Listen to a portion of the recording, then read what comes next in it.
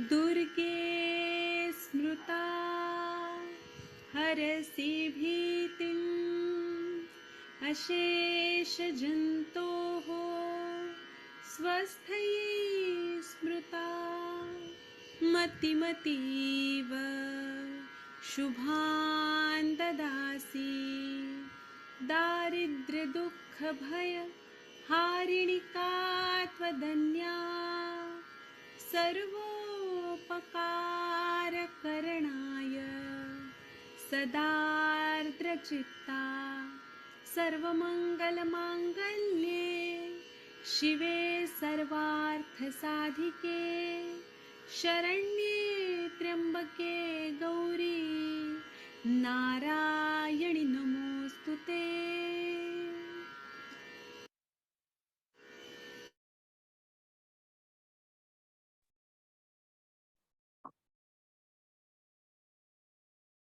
नमस्कार सभी को। आज के इस संभाषा के सत्र में आपका स्वागत है। आज हम लोग डिस्कस करते हैं एंडोमेट्रियोसिस के बारे में। वैसे तो इसके बारे में हमने कई बार डिस्कस किया है, बट फिर भी जैसे आपका डिमांड था तो उसके हिसाब से मैं आज आपसे शेयर करूंगी। एंडोमेट्रियोसिस देखिए, जैसे मतलब मेरे पास पीपीटी भी है, उसका मैं पीडीएफ भी शेयर करूंगी आपको बाद में। एंडोमेट्रियोसिस में क्या होता है ना कि एंडोमेट्रियम जो एक लेयर है एंड इस लेयर पर एक अलग प्रकार से ग्रोथ होने लग जाती है। कोई भी एंडोमेट्रियोसिस हो या जैसे जिसमें वो एक टर्मिनोलॉजी आती है ना, जैसे एडिनोमायोसिस है, तो वो उसमें भी दोनों में क्या फर्क है। तो ये एक प्रकार से एंडोमेट्रियम पे एक परत जमने लगती है जिसके कारण सूजन आ जाती है एंड जिसके कारण बहुत ही ज्यादा पेन पेशेंट को रहता है। इसके कॉम्प्लिकेशंस क्या है एंड ये लाइक इसके साथ इनफर्टिलिटी डेवलप हो सकती है, इसके बारे में हम लोग सविस्तर चर्चा करते हैं। मैं पीपीटी शेयर करती हूँ ताकि आप अच्छे से उसको थोड़ा और एक बार अच्छे से पढ़ सकते हो। सो एंडोमेट्रियम के बारे में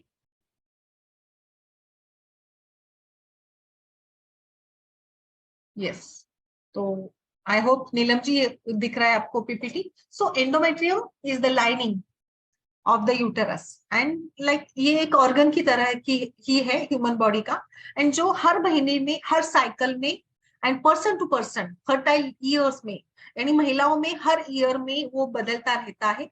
and so that this endometrium एक ऑर्गन ही है। जैसे हमने शरीर में बदलाव देखते हैं वो एक अनुरूप देखते हैं। Each month as a part of menstrual cycle the body prepares the endometrium to host an embryo. Endometrial thickness increases and during the process. There are two hormones, as we all know, estrogen and progesterone. From this cycle of endometrial growth and its shading through menstruation, if a pregnancy does not develop, अगर pregnancy नहीं होती हो तो endometrium shade हो जाता है and फिर आगे चलकर जो एक मेंस्ट्रुअल फ्लो के रूप में ये एंडोमेट्रियम हमारे शरीर से बाहर निकाला जाता है और ये साइकिल हमारे हार्मोन्स रेगुलेट करते हैं। एडिनोमायोसिस में भी सेम होता है। एडिनोमायोसिस में क्या होता है, थोड़ा उल्टा, endometrial cell grow within the muscle of the uterus and these misplaced cells follow the menstrual cycle, bleeding monthly and the uterus wall thickens and may cause pain. तो उसमें भी मतलब पेन होता ही है एडिनोमायोसिस में भी।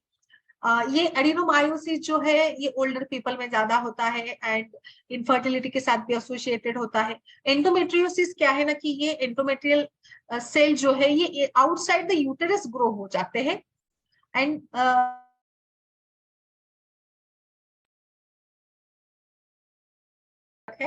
and this tissue is commonly found on the ovaries supporting the ligament of the uterus and in the cavities of the pelvis. There they follow the menstrual cycle, bleeding monthly. This may cause pain and may affect fertility. And so it usually occurs with adolescents and people of reproductive age. तो दोनों में मुख्य फर्क जो है वो मैं बताना चाहूंगी। एडिनोमायोसिस थोड़े ओल्ड महिलाओं में होता है, बट एंडोमेट्रियोसिस एडोलसेंट गर्ल्स में एंड रिप्रोडक्टिव एज की महिलाओं में भी देखा जाता है। So endometrium is at its thinnest during menstruation. Menstruation के दौरान वो ज्यादा से ज्यादा पतला होता है and like 2 to 4 mm in thickness.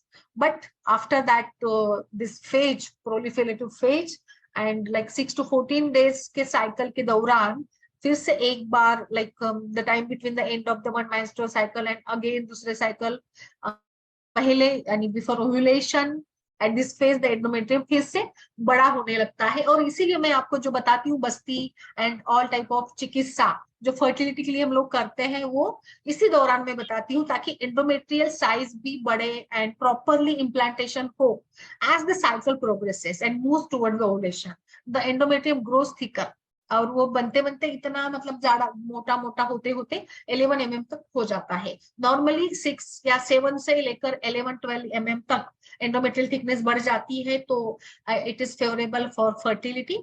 And about the 14 days into a person's cycle, hormones trigger the release of an egg. During this secretory phase, endometrial thickness is at its greatest, and इसके दौरान फिर वो 16 mm तक बढ़ जाती है।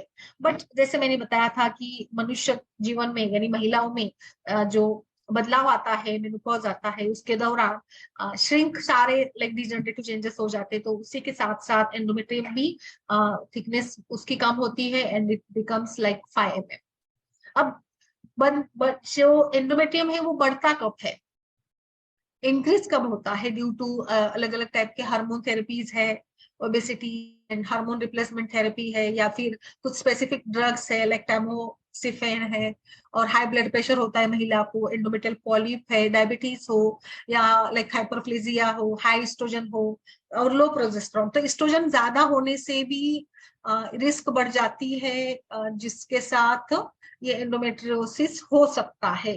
So these are all risk factors. Adenomyosis में क्या होता है कि dysmenorrhea, painful periods, painful intercourse, ये तो इसमें भी लक्षण होते हैं, पेल्विक पेन दोनों में होता है।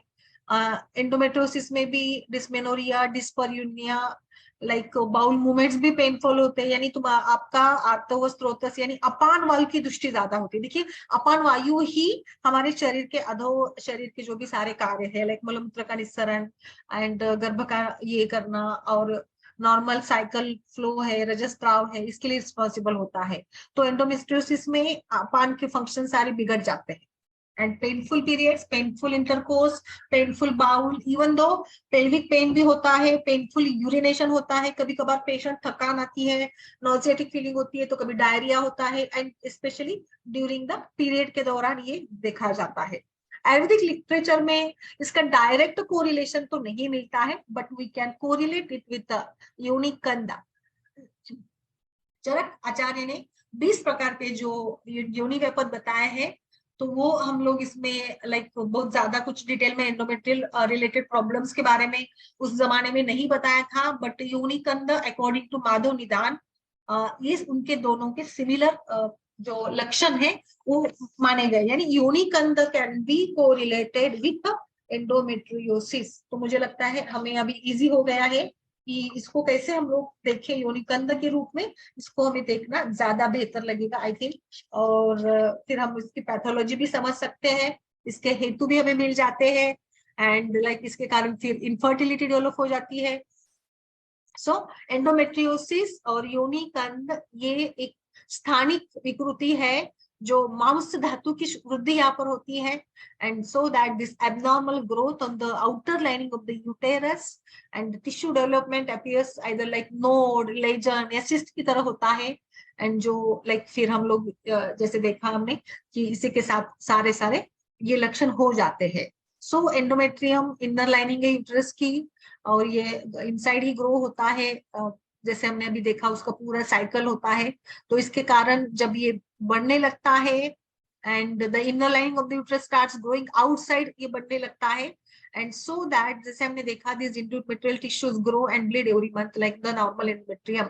बट लाइक ये पेन मतलब मेंसेस तो रेगुलर आएंगे, एंडोमेट्रियल टिश्यूज का ग्रोथ होगा, ब्लीडिंग होगी महीने में, हर महीने में, बट वहां पे पेन होगा, क्योंकि यहाँ पे क्या हुआ है ना कि endometrium is not normal, it grow हो गया है ये outside of the uterus like, है ना। तो जिसके साथ फिर क्या होगा, लाइक एक पेल्विक कैविटी में लैच आ जाएगा, ओवरीज में लैच आ जाएगा, यानी वो कहीं ना कहीं ज्यादा श्रिंक हो जाएगी, जिसके साथ it causes heavy bleeding and so that disturbances and फिर पेन होगा, क्योंकि देखा हमने कि इसमें वात का प्रकोप है। इसके हेतु आयुर्वेद के दृष्टिकोण से अगर हम लोग देखेंगे, जैसे आचार्य माधव निदान ने बताया है, दिवा स्वप्नम, दिन में सोना, अति क्रोध, व्यायाम, अति मैथुन एंड नख दंत का क्षत, जिसके साथ वात दोष का प्रकोप होगा, एंड फिर एक लकुचाकृति, देखिए कितना सुंदर टर्मिनोलॉजी बताया, लकुचाकृति, लकुच ये फल है, तो इस फल के जैसे आकृति और मतलब ये ग्रोथ जो होती है योनिक अंदर की, वो लकुच फल के जैसी है, और ये मांस धातु की वृद्धि हो जाती है, और इसमें कभी कभार पस फॉर्मेशन एंड रक्त भी भर जाता है। इसका कलर पीला और रेड होता है। तो ये योनिकंद के हेतु आचार्य बताते हैं। तो बिल्कुल इसी प्रकार से मुझे लगता है ये बहुत सुंदर तरीके से हम लोग एंडोमेट्रियोसिस को, देखिए ये normal endometrium and this figure indicates the endometrial hyperplasia. जैसे आप देख रहे होंगे कि किस प्रकार से ये वहां पे एक फॉर्मेशन हुआ है, वृद्धि का, मांस धातु की वृद्धि हुई है। देखिए ये endometrial hyperplasia and normal endometrium कैसे होता है। तो देख रहे होंगे आप कि किस प्रकार से ये ग्रोथ होकर स्कार के जैसे टिश्यूज इसमें डेवलप हो जाते हैं। तो मैंने जैसे अभी आयुर्वेद के कारण बताए थे। मॉडर्न साइंस क्या कहता है? मॉडर्न साइंस कहता है as per the retrograde menstruation theory, period blood flows upward from the uterine cavity through the fallopian tubes to pelvic cavity. During periods, detached pieces of the active endometrium gets lodged on the pelvic organs and gets blood supply by invading these respective organs, so that ovarian hormones circulate through the blood. Misplaced endometrium starts its growth and starts shedding like uterine endometrium under the hormonal influence. And so when misplaced endometrium bleeds, it forms adhesions, inflammations and severe pain. एक बार फिर से मैं दोहराती हूँ, as a retrograde menstruation theory. तो मतलब modern science इसको कैसे देखता है? Period blood flows upward from the uterine. इसमें क्या होता है ना, अपान की विकृति हम लोग देखेंगे इसमें, एंड वात की विकृति के कारण जो पीरियड का ब्लड है flows upward from the uterine cavity और फिर through the fallopian tubes to pelvic cavity. अभी पीरियड्स के दौरान क्या होगा? जो डिटैच्ड पीसेस है एंडोमेट्रियम के, जो कि पेल्विक ऑर्गन्स के ऊपर लॉज हो जाएंगे, एंड फिर वो ब्लड सप्लाई ले लेंगे, बाकी के सप्लाई, बाकी के ऑर्गन का सप्लाई कम हो जाएगा और उनको सप्लाई ज्यादा बढ़ेगा। ओवरियन हार्मोन्स इसी के थ्रू, ब्लड सप्लाई के थ्रू ही सर्कुलेट होते हैं। अभी ये जो मिसप्लेस हुआ एंडोमेट्रियम है वो फिर वहां पे बढ़ने शुरू हो जाता है, एंड ये बढ़ते बढ़ते फिर शेडिंग भी स्टार्ट कर देता है, क्योंकि हार्मोन्स का इफेक्ट तो होना ही है, भले एंडोमेट्रियम कहाँ पर भी जाकर ग्रोथ हो जाए, बट उसको शेड होना ही है due to the hormones. And ये शेड होते होते और ब्लीड होते होते एडहेजन्स या सूजन डेवलप कर देता है, जिसके साथ महिलाओं में ये हम लोग व्याधि निर्माण होता है, जिसको हम कहते हैं एंडोमेट्रियोसिस, जो कि फिर महिला की सारी अपान की जो क्रिया है, लाइक मल का त्याग हो, मूत्र का त्याग हो, एंड नॉर्मल लाइक प्रक्रिया हो, सेक्सुअल इंटरकोर्स हो, नॉर्मल मेंस्ट्रुअल साइकिल हो, उन सभी में ये वात प्रकोप के कारण पेन होने लग जाता है। अभी इस सुंदर तरीके से इसके कारण देख सकते हैं हम लोग कि मेंस्ट्रुअल फ्लो का जो इशू है, reversal menstrual flow due to endometriosis, इसमें कुछ जेनेटिक फैक्टर्स भी हो सकते हैं, इसमें कुछ आपका इम्यून सिस्टम भी फेल हो सकता है, एंड एस्ट्रोजन भी है इसका एक कारण। और फिर एंडोमेट्रियल जिन महिलाओं में सी सेक्शन होता है तो उसमें एंडोमेट्रियस होने के चांसेस थोड़े बढ़ सकते हैं, है ना। तो ये इसके सारे कारण भी है। मेट्रियोमा, सो जिसको चॉकलेट सिस्ट कहते हैं, तो इसके बारे में मैं बताऊंगी नहीं आज, क्योंकि हम लोगों को मतलब एंडोमेट्रियोसिस की को ही देखना है। तो एंडोमेट्रियोसिस का ही एक कॉम्प्लिकेशन के रूप में ये एंडोमेट्रियोमा होता है, चॉकलेट सिस्ट, जिसमें ये जो ब्लड है वो वहां पे जम जाता है, जिसके कारण ग्रंथि डेवलप हो जाती है। दूसरा इसका प्रकार बताया है superficial peritoneal endometriosis, also causes endometriosis condition in females, and deeply infiltrating endometriosis, इसमें भी लाइक एंडोमेट्रियल टिश्यू जो है वो इन्वेड करते हैं ओवरीज को, रेक्टम को, ब्लैडर को, एंड मतलब ये एंडोमेट्रियोसिस लाइक ना पेरिटोनियल इसमें जाकर या इन लाइक डीप ऑर्गन्स में जाकर किस प्रकार से वहां पे ग्रोथ डेवलप कर देता है। ऑलरेडी इसके सिम्टम्स हम लोग देख चुके हैं। अभी अगर आपका प्रवृत्ति नॉर्मल नहीं होगी तो मूड स्विंग, डिप्रेशन एंड सारा मतलब पूरा ही उसका जो अधो शरीर के सारे कार्य है वो पेनफुल हो जाएंगे। कभी कभी इस पेन के कारण बैक पेन होता है, लोअर एब्डोमेन पेन होता है, एंड एक्यूटली ये पेन होता है, क्योंकि आप सोचिए कि वहां पे गांठ बन गई है, सूजन आ गई है, एंड सो दैट ये अपान बिल्कुल बिगड़ गया है, जिसके साथ फिर कभी आदमान, आटो, इरेगुलरिटी सभी कामों में ये हो सकती है। सो आप इसको अपान का ही प्रकोप मान लीजिएगा, एंड आपको ट्रीटमेंट प्लान में अपान की दृष्टि को बिल्कुल देखना है। तो ये अपान दुष्ट हो गया है, ब्लीडिंग ज्यादा हो रही है, तो आदेशंस बन गए हैं, इन्फ्लामेशन सूजन हो गई है। अभी ट्रीटमेंट क्या करेंगे? वैसे इसमें फिर वात का प्रकोप है ही, बट ये वात जाकर फिर कफ दोष को दुष्ट करता है। अगर कफ दुष्ट हो जाता है तो कफ से रिलेटेड बाकी के धातु लाइक मांस धातु भी दुष्ट है, तो हमें इसमें मांस वृद्धि, जो वात के अवरोध के कारण मांस वृद्धि हुई है, तो इसमें हम लोग क्या करेंगे, वात मांसगत वात इसको कह सकते हो, या वात अवरोध होकर मांस की वृद्धि हो गई है, तो हमें वातानुलोमन करना पड़ेगा। सो हम लोग इसमें पंचकर्म का बहुत अच्छे से प्रयोग कर सकते हैं, लाइक बस्ती चिकित्सा है, उत्तर बस्ती है। बाकी आप लाइक इसको वातज योनि व्यापक के समान मान सकते हो, इसको आप ग्रंथि भी कह सकते हो, बिकॉज जैसे मैंने बताया इसमें ग्रोथ है, एंड ये आगे चलकर चॉकलेट सिस्टम में भी डेवलप होता है, जो इनफर्टिलिटी का एक मुख्य कारण है। ये एक इन्फ्लामेशन है, ग्रोथ है, तो हमें यहाँ पे वृद्धि हर, एंटी इन्फ्लामेटरी, शोफ और चिकित्सा को भी अपनाना होगा। अभी जैसे इसमें रक्त जाकर दुष्ट हो गया है, एंड रक्त ऑकल्ट हो गया, ब्लड ऑकल्ट हो गया है, जिसके साथ उसका कलर बदलता है, फिर वो चॉकलेट सिस्टम में रूपांतरित होता है, तो हम लोगों को रक्त का प्रसादन भी करना है, रक्त की दुष्टि को भी कम करना है। और फिर लास्ट में हम, जैसे मैंने इसके कॉम्प्लिकेशंस देखे हैं, like infertility of endometrial causes, and कई सारे कॉम्प्लिकेशंस हो सकते हैं, तो आपने पूरा शोधन कर लिया, शमन चिकित्सा कर लिया, तो लास्ट में आपको रसायन चिकित्सा करनी होगी। तो we are starting with the as usual deepan pachak. इसमें आम पाचक वटी मैंने कई सारे केसेस में अच्छा इसमें काम करवाया है। माउस मेदो पाचक दीजिएगा फॉर 1 मंथ। आप पेशेंट का एज एंड कितना वेट वगैरह देखकर उसको देन वैश्वानर चूर्ण दे सकते हैं। फिर आप लोग जैसे स्रोतस को एक अवरोध जो है वो कम करने के लिए we can go with Arogyavardhini vati, चंद्र प्रभावटी दीजिएगा, जो रसायन भी काम करेगी, गर्भाशय को शोधन भी होगा, कांचनार गुगुल भी रहना है। फिर या जैसे आप नॉन ब्लीडिंग फेज में हम लोग यहाँ पे वरुणादि कषाय, महातिक्त घृतपान करवाइएगा। पेन कम करने के लिए शुंठी का कल्प कोई भी, धानवंतर वटी अच्छा काम करेगी, त्रिफला गुगुल, त्रिफला चूर्ण, पुनर्नवा गुगुल सूजन कम करेगा, है ना। गंधर्व हस्तादि कषाय दीजिएगा, बहुत सुंदर रिजल्ट मिल जाएंगे, जिसमें लाइक जो त्रिफला वगैरह है जो त्रिदोष का शमन करेगा। ब्लीडिंग को कम करने के लिए पुष्यानुक चूर्ण, प्रद्रांतक लोह, आम्ल की चूर्ण विथ शहद के साथ बनाना, एंड फिर बोलबद्ध रस है, एंड चंद्र प्रभावटी, चंद्रकला रस है। अभी पित्त पेशेंट का पित्त प्रकृति होता है, तो हम लोग वहां पे क्योंकि रक्त दुष्टि है, पित्त का भी पेशेंट होता है, प्रकोप भी हो सकता है, तो वहां पे ब्लीडिंग ज्यादा होगी, तो उसको हम लोग पित्त शमन चिकित्सा करवाएंगे। तो इसमें आप पित्त शमन के लिए अभिपत्तिकर, सूतशेखर या मुक्ता प्रवाल भी देते हैं ना, मुक्ता प्रवाल का कॉम्बिनेशन, तो ब्लीडिंग कम होगी। अभी ये सब हो गया, आपने सूजन कम कर ली, ग्रोथ कम कर लिया, तो पेशेंट को फर्टिलिटी के इश्यूज होते ही है। तो फर्टिलिटी को इम्प्रूव करने के लिए गर्भाशय पर काम करने वाले द्रव्य जैसे अशोक है, लोद्र है, वरुण है, पुनर्नवा है, इन सभी का कॉम्बिनेशन दीजिएगा। वी कैन गो विद अशोकारिष्ट, सुकुमार घृत। और मतलब मेरा मानना यह है कि पहले 6 महीने में आप शोधन करवाइएगा इन सभी कल्पों के साथ। आप शीघ्र गुगुल, कुबेराक्षवटी, जैसे जैसे पेशेंट में सिम्टम मिलते हैं, जहां पेशेंट की कफवात प्रकृति है वहां पे शीघ्र गुगुल यूज करिएगा, जहां पेशेंट के मेंसेस इरेगुलर है वहां पे कुबेराक्षवटी यूज करिएगा। फिर जैसे फर्टिलिटी इशू है, ट्यूब जैसे काम नहीं करती है, तो पुष्पधनवा रस काम करेगा।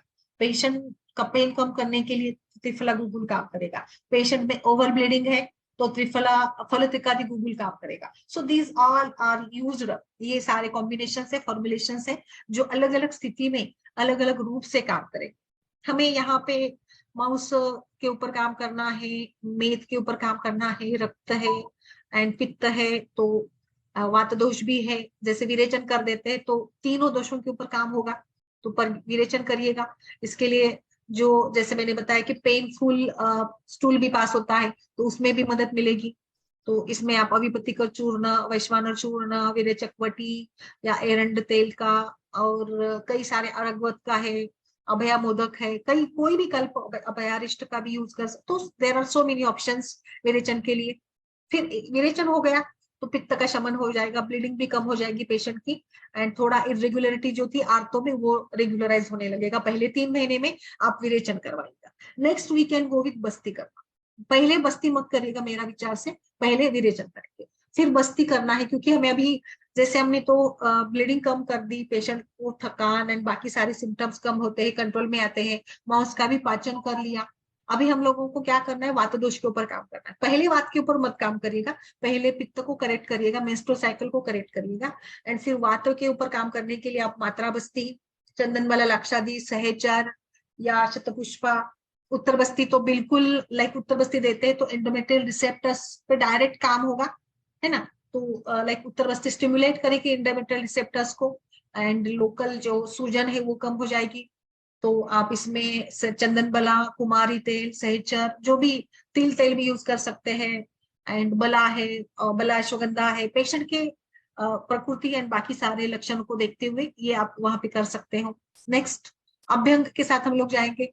अभी अभ्यंग क्यों करना है, अभ्यंग क्यों करना है, क्योंकि हमें जैसे मैंने बताया ब्लड सर्कुलेशन को इम्प्रूव करना पड़ेगा, लिम्फ सर्कुलेशन को इम्प्रूव करना पड़ेगा। सो सिंपल अभ्यंग करवाइएगा डेली, लाइक कटी प्रदेश, अपान प्रदेश, थाई रीजन पर, उसके तिल तेल से या धनवंतर तेल से। धनवंतर तेल बेस्ट काम करेगा। धनवंतर तेल का अभ्यंग करते हो तो वात का शमन हो जाएगा।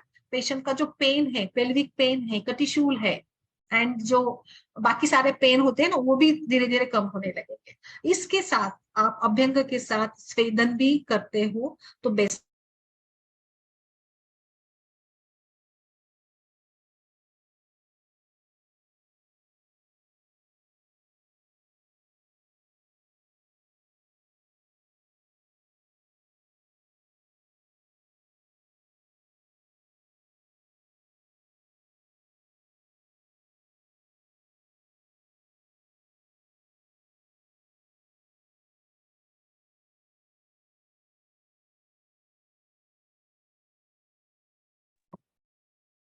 तो इस प्रकार से अभ्यंग के बाद थोड़ा स्टीम देते हैं तो पेशेंट को अच्छा लगता है ना, कि जो उसका वेदना वेदना शमन के लिए स्टीम बाथ बेस्ट काम करेगा।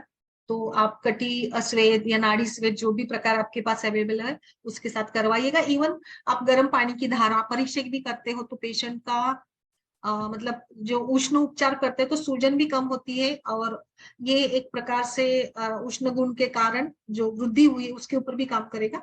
देन उद्वर्तन करिएगा आप। उद्वर्तन क्यों करना है, जैसे पेशेंट अगर थोड़ा स्थूल है, वजन बढ़ गया है, तो उद्वर्तन से क्या होगा ना, त्रिफला चूर्ण से या उद्वर्तन चूर्ण से उद्वर्तन करते हो तो लिम्फेटिक चैनल्स भी खुल जाएंगे, अवरोध जो है वो कम होगा, ब्लड सर्कुलेशन इंप्रूव होगा। ब्लड सर्कुलेशन इंप्रूव होगा तो जो रिप्रोडक्टिव ऑर्गन्स है उनको भी अच्छे से ब्लड सप्लाई होगा। जो हमने देखा कि वात अवरोध के कारण कहीं ना कहीं ऑब्स्ट्रक्शन आ गया था सप्लाई में, तो वो ऑब्स्ट्रक्शन अभी कम हो जाएगा।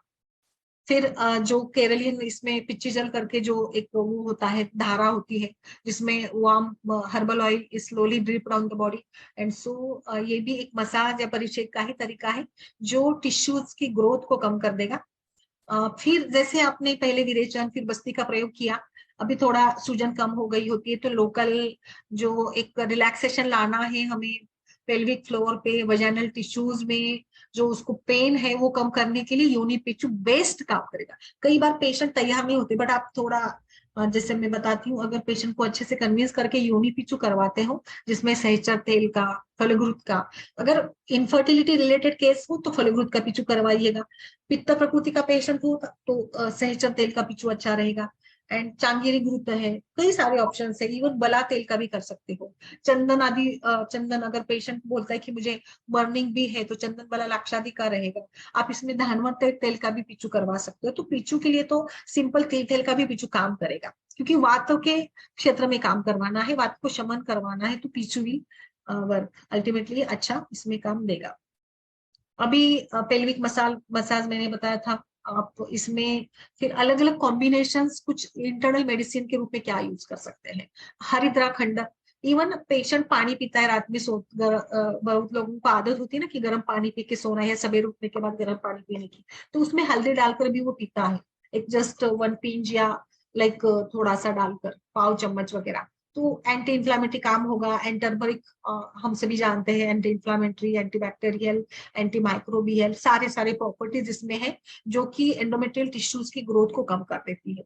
नेक्स्ट फिर आपके हेतु में हमने देखा था जीवाश्वाप एंड लाइक विरुद्ध आहार, वो सारे हेतु हम लोग काम करते हैं। डाइटरी चेंजेस, कम चार्ज करवाइएगा, जिसमें डेयरी प्रोडक्ट्स ज्यादा नहीं होने चाहिए, एंड फिर शुगर ग्लूटेन वगैरह भी कम करेंगे। देन अगर पेशेंट मांसाहार करता होगा तो वो अवॉइड करके फिर उसको फ्रेश जो भी availability seasonal fruits and vegetables के साथ चलने को बोलिएगा। देन थोड़ा एक्सरसाइज भी ऐड ऑन करिएगा। ओमेगा 3 फैटी एसिड ये इन्फ्लेमेशन को कम करवाता है, तो वो आप देखिएगा जैसे ऑयल यूज करते हो तो उसमें ओमेगा 3 फैटी एसिड वाला ऑयल चुनिएगा, वो अच्छा रहेगा। एक सिंपल तरीका बताती हूँ, जैसे मैंने योनि पिचू का बताया, इसमें हम लोग योनि धावन भी कर सकते हैं विथ ट्रिपल अक्वा। इसमें थोड़ा शहद डाल के आप योनि सिंचन या योनि परिषेद के जैसे करवाइएगा। एक अच्छा विकल्प बताया है, भाव प्रकाश का रेफरेंस है ये, योनि कंद के लिए बताया है। इसमें गैरिक एंड आमरास्थी मतलब आम की मज्जा, विड़ंग, हरिद्रा, अंजन, कटफल, इनका कल्क करके योनि का पूरन करने को बताया है। सो आई थिंक ये भी मतलब एक अच्छा ऑप्शन है हमारे लिए जो काम करेगा इसमें अच्छे से। अनुभूत योग मैं बताना चाहूंगी कुछ, इसमें द्रव्य कौन से काम करते हैं। सबसे इंपॉर्टेंटली अशोका जो गर्भाशय के ऊपर काम करेगा, लोध्र जो सूजन कम करेगा, कषाय और तिक्त गुण का है, अर्जुन। तो देखिए इसमें ये इसको मैंने कई बार जैसे हम लोग कोरिलेट करते हैं औरन, तो इसमें व्यान का भी औरन है, क्योंकि कहीं ना कहीं व्यान वायु सार्वधायिक रूप से काम करता है, ब्लड सर्कुलेशन रस रक्त का प्रसादन करता है, तो अर्जुन ये व्यान वायु के ऊपर काम करेगा। दारू हरिद्रा ये तिक्त गुण के का कषाय गुण के साथ पित्त का शमन रक्त प्रसादन काम करेगा। निदानी कंद ये रसायन का काम करेगा। चंद्र प्रभावटी रसायन काम करेगी। अश्वगंधारिष्ट बल देगा। त्रिफला चूर्ण तीनों दोषों के ऊपर काम करेगा एंड सूजन कम करेगा। गोरख मुंडी ये भी सूजन कम करेगी। अभ्रक भस्म जो एक प्रकार से जो वहां पे जो फ्लेक्सिबिलिटी है उसको उसके ऊपर काम करेगा। कंचनार गुगुल ये लेखन का काम करेगा। प्रतरांतक लोह एक्सेसिव ब्लीडिंग रेगुलर साइकिल उसको रेगुलराइज करेगा। तो ऐसे सारे कॉम्बिनेशंस हमें यूज करने होंगे इसमें फॉर्मुलेशंस। कुछ अनुभूत योग के रूप में सिंपल सिंपल घरेलू जो नुस्खे होते हैं उसको भी मैं बताना चाहूंगी, जिसमें आप अजवाइन का पानी भिगोकर हाफ स्पून अजवाइन ले लिया, उसको 1 गिलास पानी में भिगो दीजिएगा एंड फिर 1-2 घंटे के बाद स्मैश करके उसको छान कर अच्छे से आप दे सकते हो। Same way we can go with fenugreek, methi dana, jeera, षडंग पानी, और फिर आप सिंपल तरीके से पेशेंट को जो एकेरी द्रव्य है जिसमें पुनर्नवा गोक्षूर आम्ल की चूर्ण, पुनर्नवा गोक्षूर सूजन कम करेंगे, आम्ल के रसायन के रूप में काम करेगा, तो ये शहद के साथ दे सकते हो। कफजनित अगर पेशेंट है महिला है तो त्रिकटु दीजिएगा। सिंपल त्रिकटु चूर्ण से क्या होगा, दीपन पाचन एंड लेखन उष्ण गुण सारा कुछ उसको मिलेगा, तो शहद के साथ दे सकते हो। सो आई थिंक एंडोमेट्रियोसिस में हमें डाइट में वातानुलोमन के लिए हफ्ते में 1-8 बार हम एरंड का तेल पीने को दे सकते हैं। जैसे पेशेंट की प्रकृति है उसका मल का पैटर्न होगा इसके हिसाब से हमारे डाइट का मुख्य कंसेप्ट ये रहेगा, हम वात पित्त का शमन करेंगे। बहुत ज्यादा गर्म भी नहीं एंड बहुत ज्यादा कोल्ड भी नहीं देना है। फिर बाकी तो कार्बोनेटेड ड्रिंक्स है, अल्कोहल, कैफीन, शुगर, रिफाइंड मैदा, फ्लावर सब कुछ बंद करेंगे। मसाला भोजन मतलब मसालेदार भोजन कम करेंगे। हम लोग ज्यादा से ज्यादा ना उसको बटर मिल्क और दही जो कि गुड बैक्टीरिया बनाते हैं उसके ऊपर हमें रखना होगा। एंड फिर डीप फ्राइड आइटम्स को अवॉइड करेंगे, फ्रोजन को अवॉइड करना है। तो ये मतलब छोटी छोटी बातें हैं बट हमें करवाना पड़ेगा पेशेंट से। हम उसको लाइक पूरे हेल्दी डाइट पे करेंगे। बहुत महिलाओं में ये देखा जाता है ना कि महिलाओं को जो थोड़ा खट्टा खाने की चटपटा खाने की आदत होती है, पिकल्स है, पापड़ है, अचार है, फ्राइज है and jam, sauces, vinegar, tamarind है, कच्चा मैंगो है, नूडल्स, पास्ता वगैरह सब कुछ थोड़ा सा मेरे ऑब्जर्वेशन में, pastries, even biscuits, bread, cake, ये प्रोडक्ट्स भी ज्यादा मतलब महिलाओं को ज्यादा पसंद आते, तो वो भी थोड़ा उसको ये करें। फर्मेंटेशन वाले सारे जो भी है वो कम कर दे। एंड दिन भर अगर गर्म पानी गुनगुना पानी पीते हैं तो भी अच्छा रहेगा, जो लेखन भी करेगा एंड जो सूजन है उसको कम करेगा। तो सारे इसमें आपको लिमिटेशंस डालने होंगे एंड शोधन बहुत इंपॉर्टेंट रहेगा इसमें। तो पहले हमें अपान क्षेत्र के ऊपर काम करते करते मेंस्ट्रुअल साइकिल को रेगुलेट करना है। मेंस्ट्रुअल साइकिल रेगुलेट हो गया एक बार से तो पहले विरेचन, फिर बस्ती, बस्ती में उत्तर बस्ती, मात्रा बस्ती जो भी चाहे, और फिर लास्ट में हम उसको रसायन चिकित्सा देंगे, तो ये 6-8 महीने के ट्रीटमेंट के बाद ही पेशेंट अगर इनफर्टिलिटी का है तो फिर फर्टिलिटी ट्रीटमेंट स्टार्ट करवाइएगा, जिसमें फिर आप यूजुअल रेगुलर जो हमारी फॉर्मुलेशन है, फलवृत पीचू, फलवृत का पान, या फिर जैसे शिवलिंगी बीज है, लक्ष्मणारिष्ट है, कई सारे विकल्प है हमारे पास, उन सभी का हम लोग प्रयोग कर सकते हैं। तो बस हमें वात को एक प्रकार से शांत करना है, वात शमन करवाना है, क्योंकि वात प्रकोप ही है ये। व्यानावृत्त अपान भी इसको कह सकते हो। पेशेंट को रूटीन बता दीजिएगा अभ्यंग वगैरह का सारा, है ना। तो आई थिंक इस प्रकार से सारे प्रोसीजर्स, ओरल मेडिसिन, विरेचन, एनिमा, उत्तर बस्ती के साथ आपका endometriosis we can control, because ये एक मांस धातु की वृद्धि ही है। तो वृद्धि के लिए अपोजिट चिकित्सा करनी होगी, तो लघु चिकित्सा करेंगे। फिर पेशेंट का डोमिनेंस देखिएगा, पित्त प्रकोप, पित्त डोमिनेंट है तो वहां पे विरेचन एंड पित्त शमन चिकित्सा। कफ डोमिनेंट है तो वृक्ष गुण और लाइक गुगुल के कल्पों का विकल्प है हमारे पास, है ना। तो इस प्रकार से I think endometriosis can be treated well with the help of Ayurveda. और इसमें मैंने सारे जो भी रिस्क फैक्टर, फिर हम लोग इसको डायग्नोस कैसे करते हैं, तो usual diagnosis, local examination and फिर MRI, लैप्रोस्कोपी और बायोप्सीज कर सकते हो। कभी कभार मतलब वेरी रेयरली मैलिग्नेंसी हो सकती है, कभी कभार ये आगे चलकर चॉकलेट सिस्ट में भी जा सकता है। तो आई थिंक इस प्रकार से हमें इसको कंट्रोल करवाना है, क्योंकि इसमें आम तो बना ही है, आम पाचन तो करवाना ही है। एंड ये व्यान वायु अपान वायु की दृष्टि है, तीनों दोषों की दृष्टि से व्यान दुष्ट होगा, फिर व्यान जाकर अपान को दुष्ट करेगा, और फिर अपान जाकर सारे अपान के जो नॉर्मल कर्म है वो सारे वहां पर वो कम मतलब विकृत कर देगा। तो इसीलिए सारे जो डिस्पर्यूनिया, डिसमेनोरिया, डिसयूरिया एंड मेनोरोजिया, इनफर्टिलिटी, ये सारे वहां पे डेवलप हो जाते हैं। तो इसको इसी प्रकार से मुझे लगता है हमें देखना चाहिए।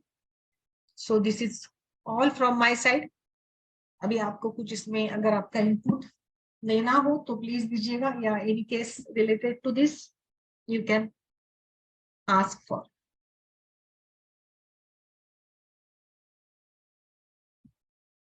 बोलिए चित्तरंजन जी, बोलिए।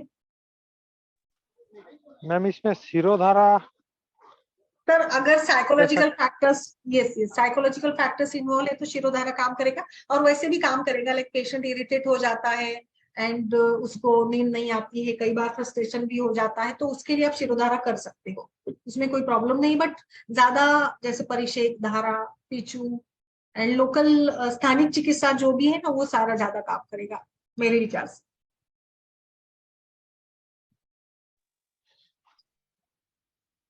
माधुरी जी बोलिए, रंजीत जी बोलिए मैम।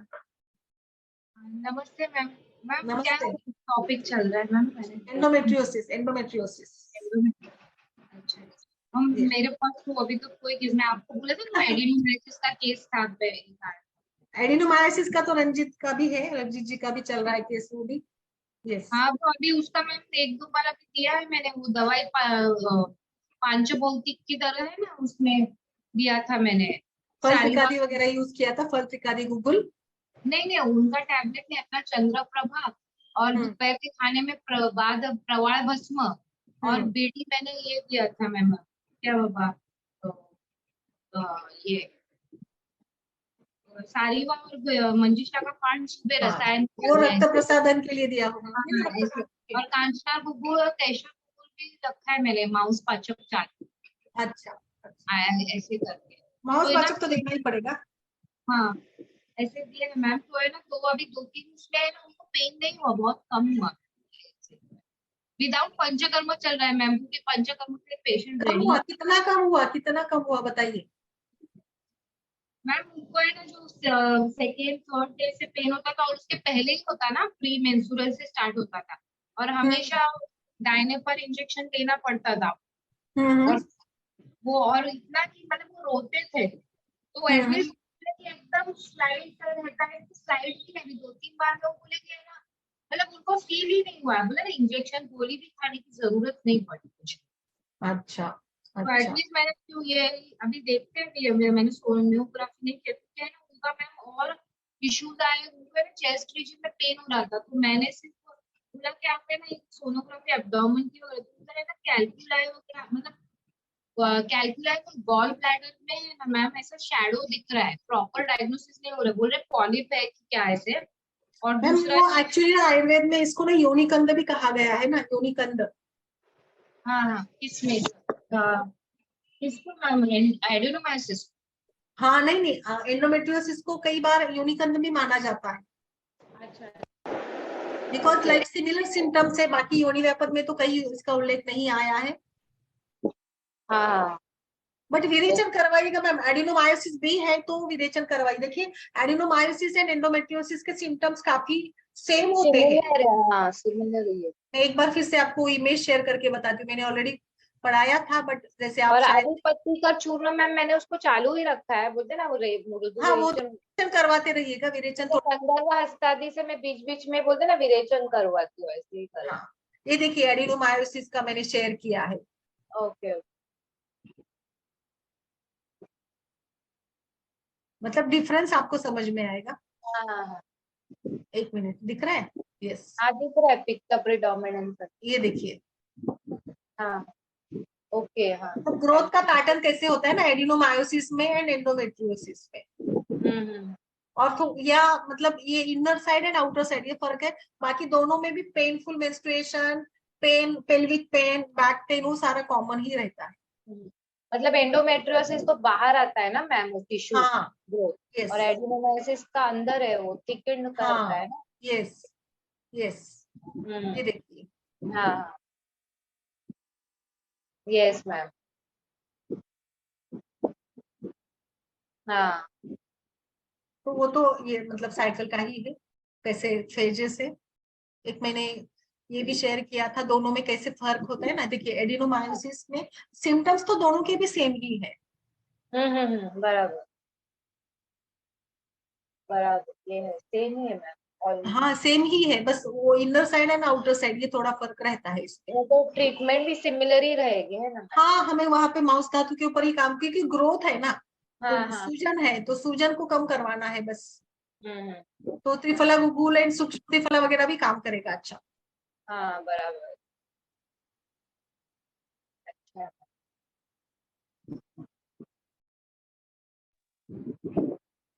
और बताइए रंजीत जी, कल ही हमने रंजीत जी का भी एडिनोमायोसिस का केस हमने उसको रिवाइज किया है, देखते हैं अभी उसको ना आगे कैसे होता है।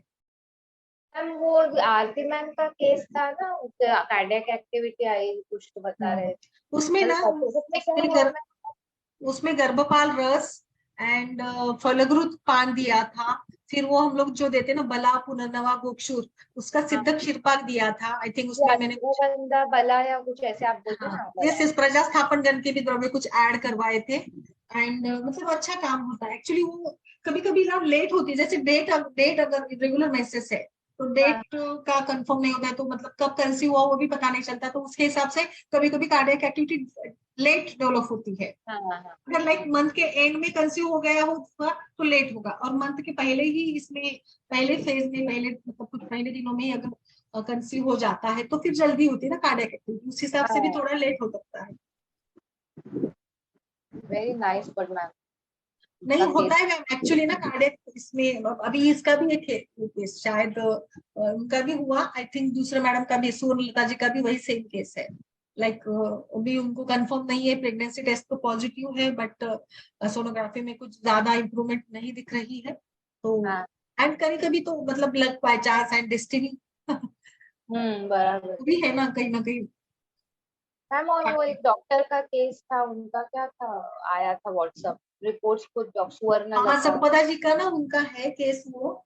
एक्चुअली मतलब वो दोनों डॉक्टर है तो उनका ये था, उनको ये हुआ था डेंगू, पोस्ट डेंगू, इतने कॉम्प्लिकेशंस बढ़े कि उनको अभी यूट्राइन मतलब लो ये है, कुछ 400-500 ml तक तो समझता ही नहीं है।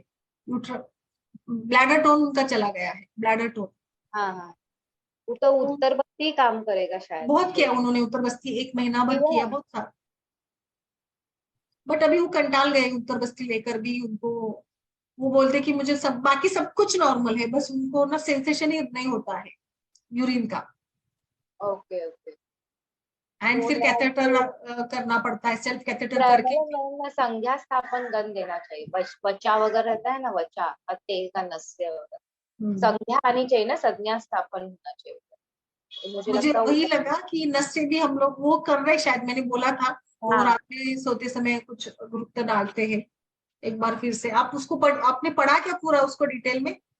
मैंने पढ़ा नहीं, पर उस दिन वो आए थे सर, तो मैंने तब बोला दिया था कि संज्ञा आनी चाहिए, तो थोड़ा वच्चा तेल का आप नस पे लीजिए, हाँ, ऐसे प्रदमन नस से भी दिया सकता है बच्चा चूर्ण का।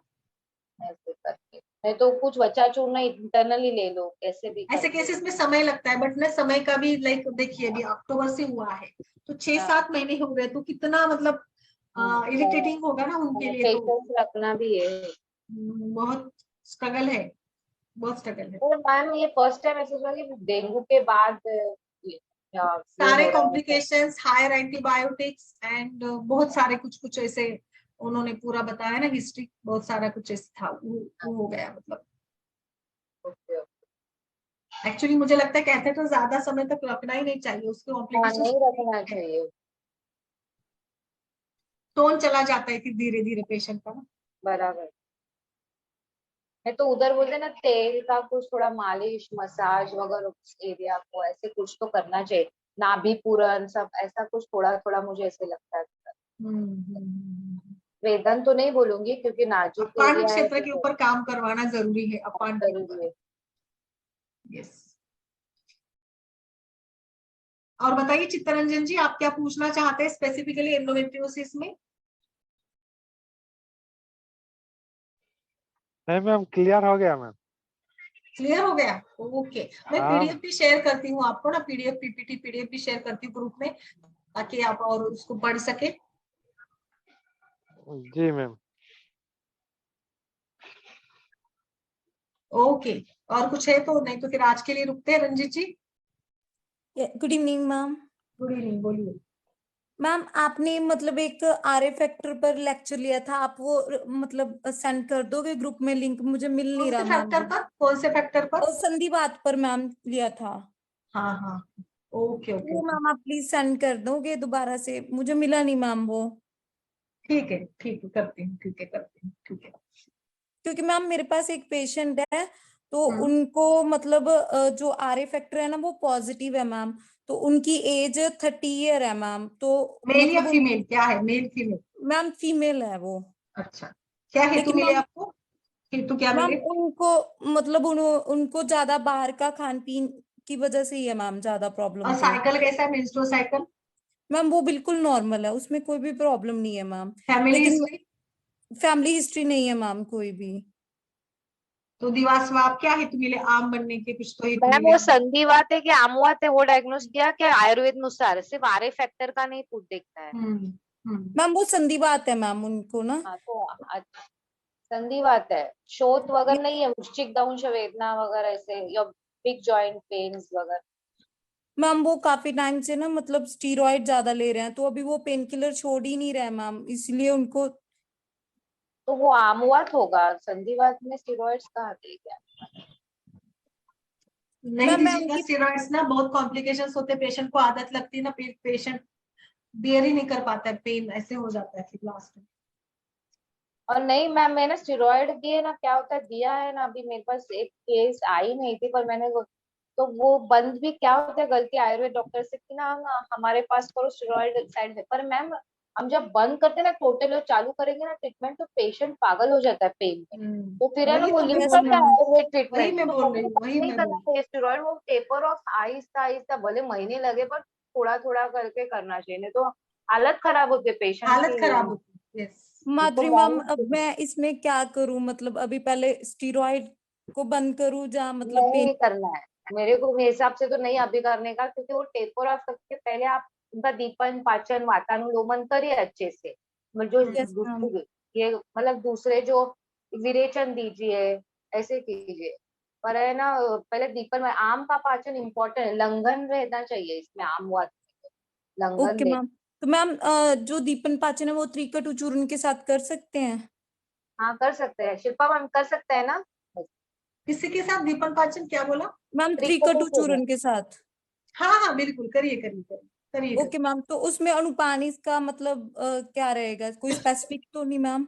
गर्म पानी, त्रिकटु के लिए तो गर्म पानी अच्छा रहेगा।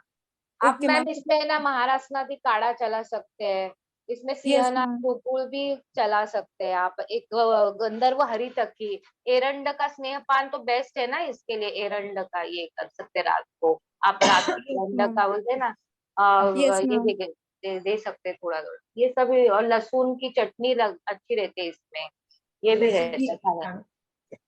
ओके ऐसा मैम। करना तो मैम अभी फिर धीरे धीरे मतलब पेन किलर और जो वो स्टीरॉइड मेडिसिन ले रहे हैं, तो उसको फिर धीरे धीरे कम करूं हाँ, चाहे एक? धीरे धीरे बराबर, एकदम मत कीजिए तो पेशेंट पेशेंट टूट जाता है। मैंने देखा है खुद को ये करते हुए, तो थोड़ा थोड़ा ही करके करो आप ऐसे। Yes ma'am.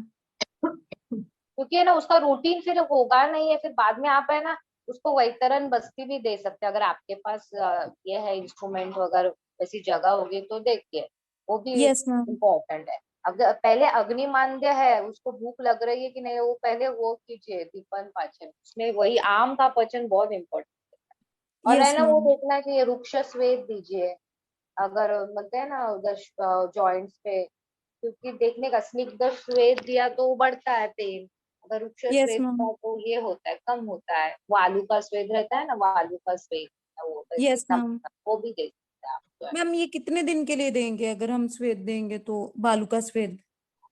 अभी वालू जब का तक स्वेद तो कम नहीं, कंटिन्यू दे सकते हो, अच्छा है। हाँ, कम एक्चुअली नहीं वालू हो। का ना आमवात के लिए ज्यादा अच्छा होता है वैसे। बट आप यस मैम मैम। इसमें आप लेपन करवाइएगा ना, मैं जो मैंने बताया था ना पिछले सत्रों में, लाइक यस एरंड मैम। का पत्ते का एंड अर्क पत्र का और अर्क पत्र का मैम। निर्गुंडी के पत्तों का, वो बहुत अच्छा काम करेगा। और ओके मैम। पेशेंट को ना स्ट्रिक्टली आप बताइएगा वात प्रकोपक हेतु का, क्योंकि पेशेंट का देखिए बासी खाने का, रूखा खाने का, ब्रेड, वो सारा कुछ ना पूरी हिस्ट्री डिटेल में लीजिएगा, छोटी छोटी बातों को, और वो सारा ओके उसको मैम। फॉलो करने को वो लगवाएगा। संधि बात है कि आमवात की दोनों है, वो भी देखिए, कभी कभी दोनों भी हाँ, रहेगा। तो आप ब्लड संधिवात टेस्ट भी की करवा हाँ, लीजिएगा ना, आरएफ फैक्टर भी देखिएगा, यूरिक एसिड भी देखिएगा, तो सभी कुछ देखिएगा, है ना। Okay ma'am. तो मैम मैं फिर रिपोर्ट शेयर कर दूंगी यस मैम ग्रुप में। Yes yes definitely, okay. चलिए थैंक यू फिर ma'am, Madhuri ji, thank you Madhuri ma'am. कल नेक्स्ट मिलते हैं। टाइम। ओके, नमस्कार सभी। Okay, thank you ma'am. Thank you.